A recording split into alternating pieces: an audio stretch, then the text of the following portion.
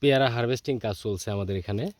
তো দেখতে পাচ্ছেন যে গাছের থেকে পেয়ারাগুলো তুলে এই যে গাছটা দেখেন, পেয়ারার ধারে এই ডালটাই ভেঙে গেছে।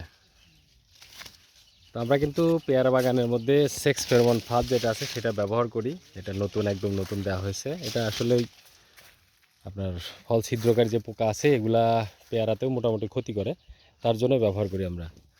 তো এই যে এইভাবে পেয়ারা এই যে তোলা হচ্ছে, গাছ থেকে তুলে স্তূপ করা হচ্ছে। এরপরে এই যে এইভাবে আমরা বস্তা করতেছি বাগান থেকে বের করার জন্য। ওই যে দেখেন বস্তা, ওই দিকে বস্তা করতেছে। তো এইভাবে বস্তা করে আমরা এখান থেকে বের করব এবং এরপরে আরেকটা বাছাই হবে। বাছাই হওয়ার পরে ফাইনালি আমরা আড়তে পাঠাবো এবং কাস্টমারের কাছে সরাসরি সেল করবো আর কি। তো এইভাবেই মূলত আমরা পেয়ারাটা উৎপাদন করি, বাগান থেকে নিয়ে বাজারজাত করি।